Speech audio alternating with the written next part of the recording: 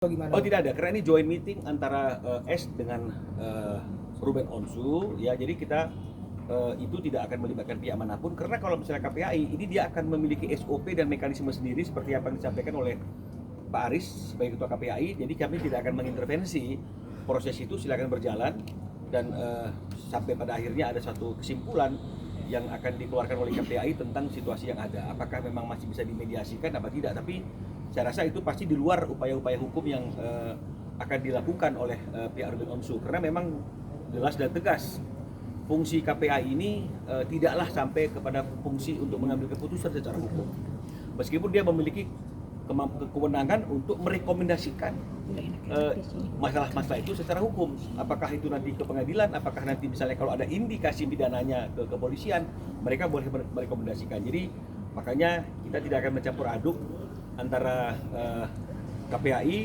dengan upaya-upaya hukum yang akan kami lakukan ke depan. Bang, postingan yang terbarunya Kak Ruben sendiri di Instagram itu sebagai bukti juga ya untuk itu juga sebagai bukti bagaimana seperti yang Ruben sampaikan, acara itu, semua keberadaan mereka di acara balet itu adalah atas dasar biaya Ruben Onsu ya. Tapi Ruben Onsu tidak diberikan ruang, tempat, waktu yang sesuai dan sepantasnya untuk bisa bertemu dan berkumpul secara akrab dengan anak-anaknya. Tadi juga itu disampaikan kepada ketua KPAI, bagaimana saya yang bayar biayanya, semua ada di situ, saya yang bayar, tapi saya tempat duduknya aja dipisahkan gitu. Saya duduknya di sini, anak-anak duduknya di sana dengan orang lain gitu misalnya, ya teman pria ibunya kan begitu ya. Kan lucu nih. Padahal semua ada di situ karena biaya Ruben. Terlepas dari biaya, jangan nanti dianggap kita biaya-biaya terus, tapi kan ayah kandungnya adalah Ruben. Tapi tempat duduknya jadi dipisahkan gitu. Dan dia juga tidak mendapatkan akses untuk bisa bertemu dengan leluasa ke anak-anaknya itu. Bahkan ketika break ketemu sama anak-anaknya, seperti yang tadi dilihat di postingannya Ruben, dia bercanda dengan anaknya, diberikan semangat. Tapi dia sebagai ayah kandung, ya patut diduga diminta oleh ibu kandungnya, diawasi oleh teman pria ibu kandungnya. Jadi kan terlihat dengan jelas bahwa pria teman ibu mengawasi itu seperti orang seperti dialah yang punya anak gitu ya. Jadi bagaimana artinya itu ada kondisi yang seperti itu yang dilakukan oleh seorang ibu. Kalau memang dia sayang sama anaknya, dia juga harus tahu bahwa anak-anak ini juga perlu kasih sayang seorang ayah. Jangan juga menjatuhkan dan menjelek-jelekan ayahnya, karena bagaimanapun seorang anak pasti akan selalu bangga kepada ayah dan orang tuanya, terutama anak perempuan akan selalu bangga dengan ayahnya. Dan kalau kita lihat sampai akhir postingan itu, video itu, di saat terakhir nanti itu ada kondisi ketika masih dipeluk ya, digendong sama si Ruben, tangan anaknya ditarik sama S ya, ditarik gitu misalnya, dan Ruben nggak mau ada keributan, dia turunkan. Nah inilah yang selalu saya sampaikan, itu janganlah artinya teman-teman yang artinya berpihak kepada sebelah itu mengatakan, oh kan gampang, ini banyak cerita, Ruben datang aja ke sekolahnya. Apakah dia tidak tahu? Apakah dia berpikir kalau Ruben datang terus dengan gampang dia bisa mengambil anak itu dan kemudian bisa berkomunikasi dan berinteraksi? Karena anak-anak juga dijaga oleh babysitternya, oleh pengasuhnya, oleh drivernya. Jadi kalau misalnya kemudian Ruben datang dan kemudian mengambil anak itu, maka akan terjadi adegan tarik-tarikan. Ini akan memberikan tekanan psikis yang nggak bagus bagi anaknya. Makanya Ruben tidak pernah mengambil langkah itu, termasuk untuk datang ke rumah. Jadi yang diutamakan oleh Ruben adalah cara yang elegan. Apa tuh cara elegan? Sudah diatur kok di akta, jalankan saja. Sudah diminta kok dengan santun, jalankan saja. Dan harusnya kalau memang ada etikat baik, ada niat baik, anak-anak itu nggak boleh mengatur. Karena dia masih di bawah umur, harus orang dewasa lah yang mengatur dia. Jadi harusnya disampaikan, kamu jangan playdate dulu hari ini, karena minggu ini kamu harus bertemu dengan ayah kamu. Kamu playdate main sama ayah kamu. Tapi kan ini tidak, selalu dikatakan, oh anaknya nggak mau, anaknya playdate. Itu kan tidak sesuai dan bertentangan dengan apa yang sudah diperjanjikan dalam Akta 39. Ya, jadi kalaupun misalnya kemudian ada hal-hal lain misalnya, begini nanti kami akan buka-bukaan. Ya saya harus sampaikan, saya bosan dengan kata-kata nanti akan kami buka-bukaan gitu. Karena itu sudah selesai. Kalau mengenai masalah pribadi S dengan Ruben Onsu, buka-bukaan, ini harusnya wadahnya itu adalah pada waktu perceraian. Ayo buka-bukaan, ayo rekonvensi gugatannya Ruben, ayo saling mencari kebenaran. Apa yang menjadi penyebab perceraian? siapa yang salah, siapa yang benar, itu oke. Tapi ini sudah selesai semuanya. Kita tidak lagi bicara kejelekan S. Kita tidak lagi bicara kejelekan dan kekurangan Ruben Onsu. Yang kita bicarakan adalah bagaimana anak-anak ini mendapatkan waktu untuk berkumpul bersama dengan ayahnya sesuai dengan undang-undang dan sesuai dengan apa yang disepakati. Jadi jangan dilebarkan ke sana kemari. Saya akan buka nanti. Saya akan buka ini.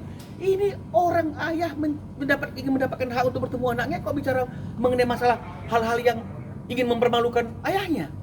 Di mana akal sehat dan logika kita? Jadi inilah yang mau kami sampaikan, dan mudah-mudahan langkah awal ini akan menjadi langkah yang membawa hal yang terbaik bagi anak-anak dan juga tentunya bagi Ruben Onsu dan semua pihak. Saya kira seperti itu. Bang, untuk menegaskan kembali, berarti kan Ya nggak bisa persisnya kan, artinya kalau selesai hari ini, kalau bisa besok-besoknya. tadi kan perjanjian di dalam perjanjian yang pasca perceraian itu kan abang bilang tadi sebenarnya ini terjadi setelah Juni 2024, baru aksesnya dari korban ini susah. Nah sebelumnya itu sebenarnya gimana bang? Apa sejak ada teman prianya ini atau sebelumnya fine-fine aja? Artinya kalau mengenai masalah apakah terpenuhi apa tidak 2-3 harinya tidak. Ya, untuk Ruben tidak. Sejak bercerai itu. Tapi kalau misalnya kemudian artinya Ruben diberikan waktu, misalnya tadi dia cerita untuk ada waktu senggangnya anak-anak nggak ada aktivitas, terus kemudian Ruben dihubungi misalnya seperti itu, ini anak-anak hari ini longgar, dibawalah jalan karena waktu cuma dikasih 1 hari. Jadi bukan 3 hari ya, bukan berkumpul tapi bertemu. Jadi Ruben bilang tadi sama ketua KPAI, jadi saya harus cari akal katanya. Bagaimana caranya supaya dalam 1 hari itu ada maksimal pertemuan dengan anak-anak ini. Sehingga akhirnya dari pagi sampai sore saya ajak ke mall yang di dalamnya itu ada mainan, ada makanan, ada shopping. Semua ada di situ. Dan ternyata anak-anak ini selama ini tidak pernah dibawa ke sana oleh ibunya. Sehingga ketika dia masuk ke dalam wahana permainan itu, dia naiki wahana itu 8 kali, 9 kali karena dia nggak pernah gitu ya. Nah, jadi wajar kalau kemudian setelah itu anak-anak kelelahan dan mungkin tidak enak badan. Tapi yang keluar adalah asal ketemu ayahnya, anak-anak sakit. Jadi memang selalu penggiringan-penggiringan supaya anak-anak ini dianggap tidak baik kalau bertemu dengan ayahnya. Dan setelah hal itu, ya sampai hari ini ya masih belum ada lagi waktu yang membuat Ruben bisa berkumpul bersama dengan anak-anaknya.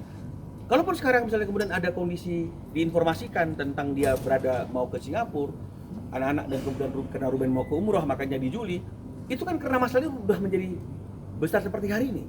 Jadi patut diduga dia ingin kelihatan, saya kasih informasi kok. Tapi selama ini kan tidak seperti itu, bukan hanya sekedar informasi, tapi juga diajak rundingan. Tadi kan sudah lihat, mendiskusikan.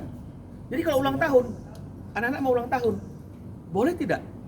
Mau di sini, di situ. Kan inilah namanya diskusi, bukan lu datang ya ulang tahun anak-anak. Itu bukan diskusi, itu pemberitahuan. Oke. Ada yang lain? Oke. Bang ikut berperan yang di luar keluarganya seperti apa? Ada peringatan keras nggak sih bang yang nggak terlalu ikut campur gitu? Ya kan Ruben sudah memperingatkan. Ya Ruben lah orang yang paling berhak untuk memperingatkan orang-orang yang bukan keluarga, bukan ibu dan bukan ayah, untuk selalu ikut campur dalam kehidupan anak-anak dan Ruben dan S. Ya, Ruben sudah memperingatkan. Ya, ini bicara mengenai masalah etika. Masalahnya adalah orang itu paham nggak bahwa posisi mereka itu adalah terlalu maju. Kalau mereka nggak paham, kita kan capek ngomong sama orang yang nggak nalar. Kalau saya tidak mungkin memperingatkan, karena saya kan nggak ada kepentingan apapun di sini kecuali kepentingan hukumnya Ruben.